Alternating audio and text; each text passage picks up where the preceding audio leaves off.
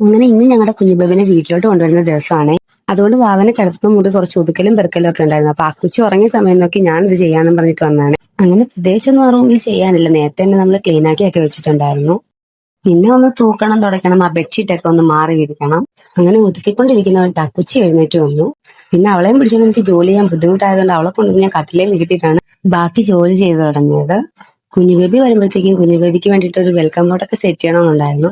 പക്ഷെ കുഞ്ഞു ബേബിയുടെ ഡിസ്ചാർജ് പെട്ടെന്നായതുകൊണ്ട് നമുക്ക് അതൊന്നും സെറ്റാക്കാൻ പറ്റിയില്ല. അങ്ങനെ റൂമൊക്കെ വൃത്തിയാക്കിയിട്ട് ഞാനും ആ കൊച്ചി കുറച്ചു നേരം അവിടെ ഇരുന്ന് കളിക്കുകയൊക്കെ ചെയ്തു. അവരുടെ റൂമിലെ രണ്ട് അലമാരി കട്ടിലിന്റെ രണ്ട് ഓപ്പോസിറ്റ് സൈഡുകളിലായതുകൊണ്ട് ആ കൊച്ചിക്ക് ആ കണ്ണാടി കാണാൻ ഭയങ്കര ഇഷ്ടമാണ്. അക്കുശി ഇപ്പൊ പതുക്കെ സംസാരിക്കാനൊക്കെ തുടങ്ങിയിട്ടുണ്ട്. എന്നെ ഇപ്പൊ 2 പ്രാവശ്യം അമ്മ എന്നൊക്കെ വിളിച്ചു. അവൾ സ്വന്തമായിട്ട് എഴുന്നേറ്റിരിക്കത്തില്ലെങ്കിലും നമ്മൾ ഇരുത്തി കഴിഞ്ഞു കഴിഞ്ഞാൽ കുറച്ചു നേരമൊക്കെ ഹോൾഡ് ചെയ്തിരിക്കാൻ കുഞ്ഞു പഠിച്ചിട്ടുണ്ട്. അക്കുച്ചി പ്രീമച്ചർ ആയതുകൊണ്ട് മൈൽ സ്റ്റോൺസ് ഒക്കെ പതുക്കെ വരത്തുള്ളൂ എന്ന് ഡോക്ടർ നമ്മളോട് നേരത്തെ തന്നെ പറഞ്ഞിട്ടുണ്ടായിരുന്നു. അങ്ങനെ ഡോക്ടർ പറഞ്ഞ പോലെ എക്സസൈസും കാര്യങ്ങളൊക്കെ ചെയ്യുന്നുണ്ട്. പതുക്കെ പതുക്കെ ബെറ്റർ ആയിട്ട് വരുന്നുണ്ട്. അങ്ങനെ ഇന്നത്തെ വീഡിയോ ഇത്രയേ ഉള്ളൂ. Okay, by.